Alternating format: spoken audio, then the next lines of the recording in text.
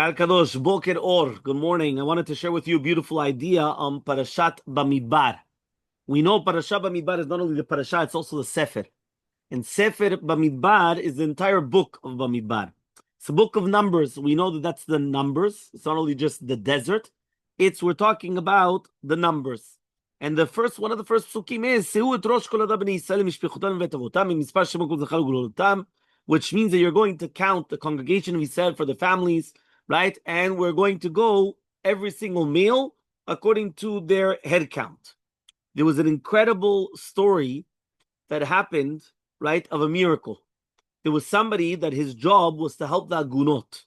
An aguna is a woman that, for example, let's say the husband took off and they couldn't, and basically didn't want to give a get, so they would take off.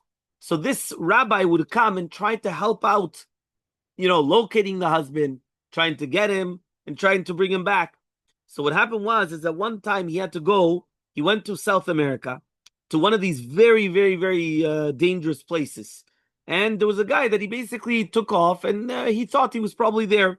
So he went to one of these places and he wants to try to locate him.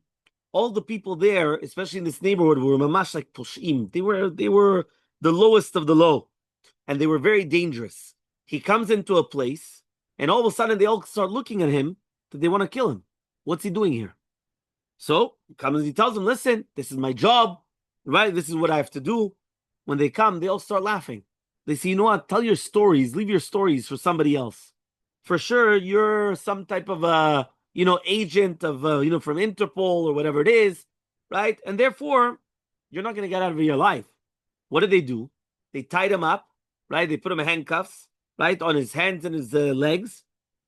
And all of a sudden, one of them, they take out the gun and they put it to his skull, right? And all of a sudden, he starts crying. It didn't help. So he says, "You know what? At least give me 3 minutes for vidui."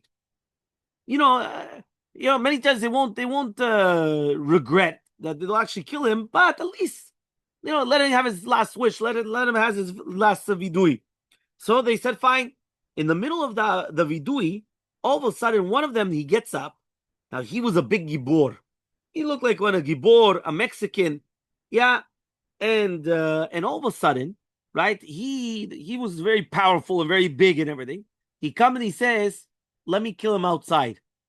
Nobody said anything, right? He comes, he grabs him, and he starts taking him out, right? Right now, what happens is that he has no idea what's going on. What is this guy going to do to him? He's going to take him somewhere else, kill him somewhere else. The guy he puts him into the car, and they start going in the nighttime, dark. It's very, very dark, and they just drive. Now, the entire time, the guy's shaking, doesn't say anything. And all of a sudden, right, he sees in front of him, right, lights. What is it? It's the airport.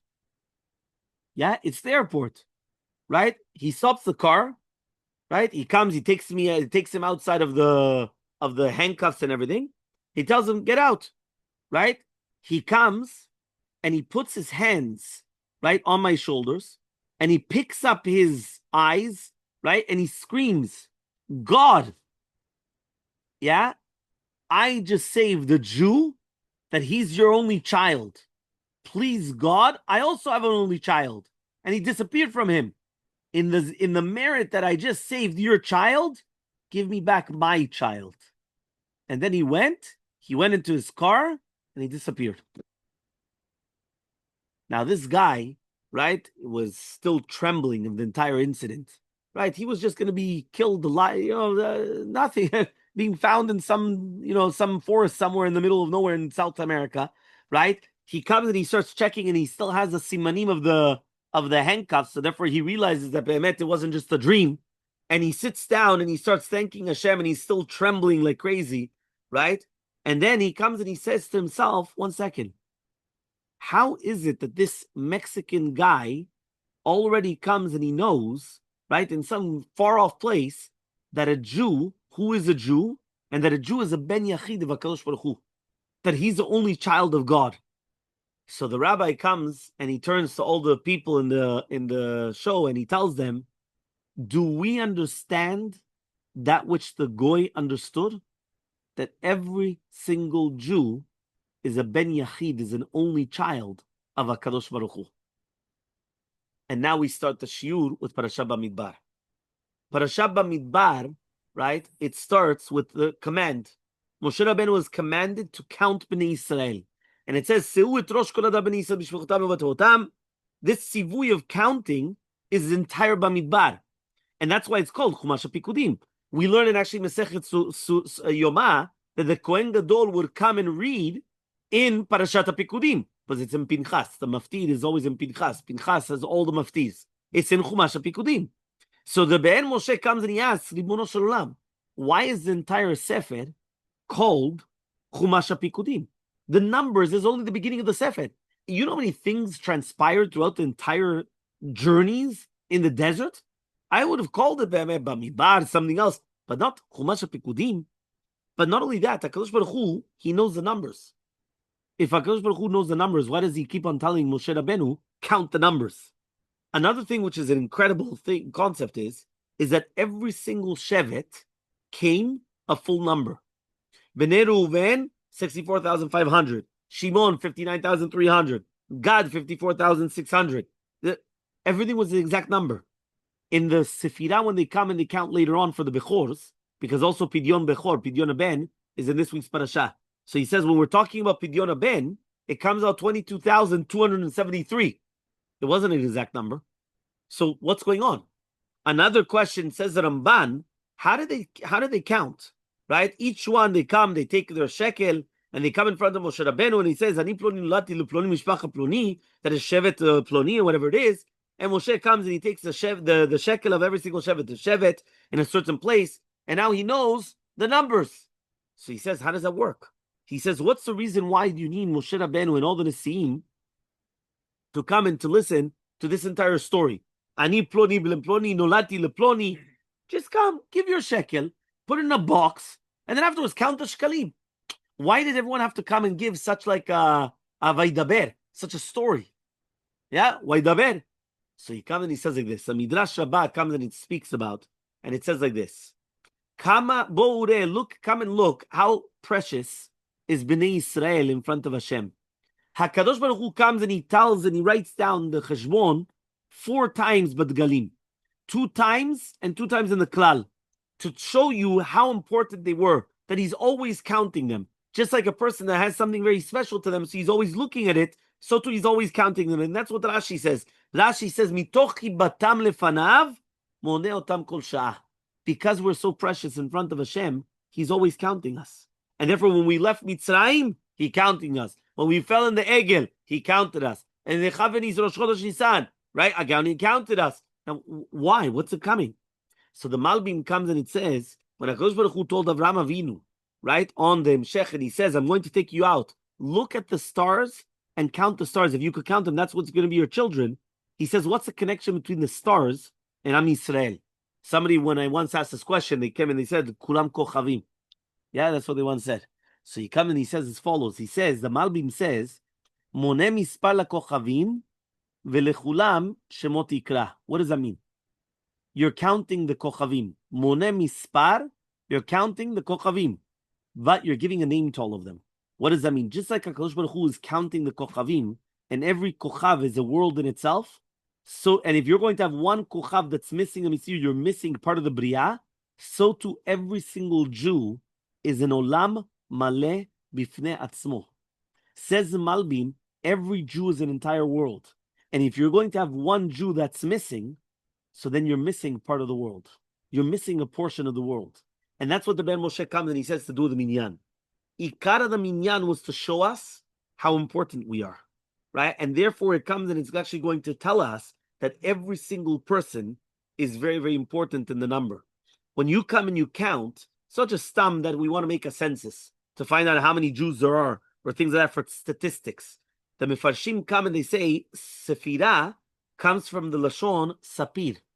What is it, Sapir? Sapphire. It's an Even Yikra, very expensive stone. So the Sefirah was made to give every single Jew what? A message. That he's Yachid Yuchad. That he's an individual, that he's special. That there's something special about him. There was never going to be and never will be somebody like him. He is Yachid V'Yichudi. He's very individual. It's something completely. And just like there's millions of different stars in the galaxy, right? And each star is different, whether it's in purpose, in the mahut, in the way that it's made, and everything. So too, every single Jew is 100% different. And that's why it's so important for us always just to remember. According to this Yesod, now we come and we answer, right, all the questions that we asked. We asked, HaKadosh Baruch Hu knows the number. So if he knows the number, so why in the world then does he need to count us again? So he says, it wasn't for him to know. It was to teach a message to every single Jew that you're my child, you're Chaviv, you're special. And therefore look at yourself, you're the name of HaKadosh Baruch Hu, your name is mentioned by HaKadosh Baruch Hu. Ata yachidu miyuchad b'olamcha. You've got a tafkid, so too it's going to be there. Now we understand also why he comes and he says, right, it's called Chumash HaPekudim, to show us this Yesod, to show us that every single name is brought down in front of Moshe Rabbeinu and Aaron HaKohen in order to show you are important. You are a Jew. That's the reason why the Shvatim, their mispar was a gol v'shalem, to show us that every single shevet had its own uniqueness and its own vision and its own job, right? And tafkid and purpose in this world. And therefore the shevet will be shalem in such a fact. But the Bechors, they didn't have that. They didn't need that. So therefore it wasn't a mispar shalem. It wasn't a full number. It was 22,273. This also shows why it says, Se'u et rosh b'nei Israel. Se'u is to bring up. When you recognize how great you are, then it's going to be Se'u. We bring you up. But if not, it's not going to be like that. Another thing is, Moshe Rabbeinu comes and he starts saying the names of every single Jew. Why does he say that? So Ramban says because he brought it in front of him, and they wanted to know the name, because once they come and they know your name and they know who you are, they're going to give you a bracha, that they want you to succeed. They want you to be blessed. And therefore, every single person, it wasn't just put your number and then that's it. By the way, you should know, Yemach Shemam Zichram, the Nazis, that's what they wanted to do to us. They wanted to make us a number. They didn't want to make us a name. For us, we are a name and a number. Each one has its power.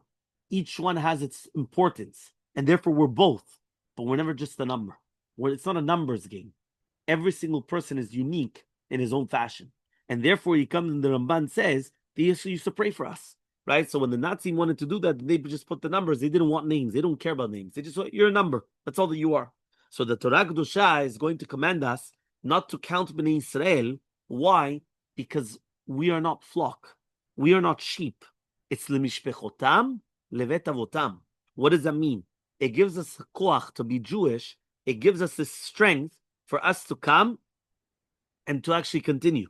So it once happened that Rabbi Aron Mikalin, he once came and he said like this: "Hachet achi chamur sheyehudi yachol lachtohu lishkoach shu ben melech, ki misham haderech slula lechol hachataim.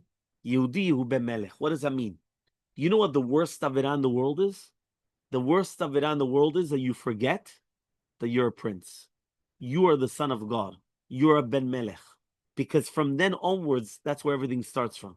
So it's actually something incredible that if this goy could understand and save the life of a Jew, and therefore he asks from God, please, in the merit that I came and I saved your son, I want you to save my son, it means that he understood the power of what it is, a Jew, the power of what it is being a Yehudi. I think it's something incredible. The other rabbis, they come, and they actually said also something very, very beautiful. They made a connection, right, where it says as follows. They made a connection, right, between Naso. Where does the word Naso come from? So listen to this. It says, right, Naso it means, so they say, what does it mean, Seuet Rosh? You have to bring them up. But is that Shevach or is that Gnai? Is that good or is it not good? So listen to this. Amar Rabbi Pinchas, says Rabbi Pinchas Paridi. What does it mean? What does it say at the beginning of the Sefer? Seuet Rosh Kala B'nai Yisrael. Pick up the head of all the Bnei Yisrael. Romem et Rosh. Gadel et Rosh. Lo ne'emar. It doesn't say Romem, to bring them up, or to Gadel, to exalt, to make them great. Ela Seu. Ke'adam ha'omer lekostinar sav reshe diplan. Take off somebody's head. So why does it say then Seuet Rosh? Shim yisku ya'alu ligdula. כמו דתמה יישא פרעה את ראשך והשיבך על קניך, ואם לא יזכו, ימותו כולם. כמו דתמה יישא פרעה את ראשך מעליך, ותלה אותך על העץ. The word naso, to bring up, could be also positive and also negative. The first one, which is going to be positive, is, right, when he comes and he says, right, Yisa Faro et Roshecha v'shivech al kanecha. HaKadosh Baruch Hu, Paro will bring up your head, and he's going to put you back to your place. You're going to be zochet to go back to become, right, the butler. But if not, Yisa Faro et Roshecha, he's going to take off your head, and he's going to hang you on the tree. The same language of Naso, of Yisa, was brought by both. Also for the good and also for the bad. So therefore he says, what is it coming to teach you? It's coming to teach you that there's only going to be one derech echad. That basically, when we say se'u, se'u is, really be'emet, there's two different types of se'u. Se'u is, it all depends on us. We are the ones that are going to make the decision, do we come and we're going to count you. Every single Jew, he wanted to come and show him as Naso, to show you, you have the potential, you have the power. You could go either to the heights, or Chas Shalom, you could go all the way down. And it all depends on us. But that all depends on how we act. Meaning we have that power to become all the way on the top, or all the way in the bottom. And that's why the Gemara says, we're never in the middle. The Gemara says the Jew is either like the Kochavim, or he's like the Afar Haaretz. It's either one or the other. It's never going to be in the middle. The Gemara Masechet Megillah actually says, the Gemara says that when to do with Rome and to do with the Jews, he says if the Yaakov is lemala and Esav is lemata, tamin. If Yaakov is lemata and Esav is lemala, tamin. But he says, but if they're both going to be, you can't. But it says it has to be that one of them is on top and one of them is on the bottom. It has to be that way. It doesn't exist in any other form. But we are the ones that choose what happens. We choose who's going to be on the top and who's going to be on the bottom. Everything depends upon how we are the ones that we're going to act.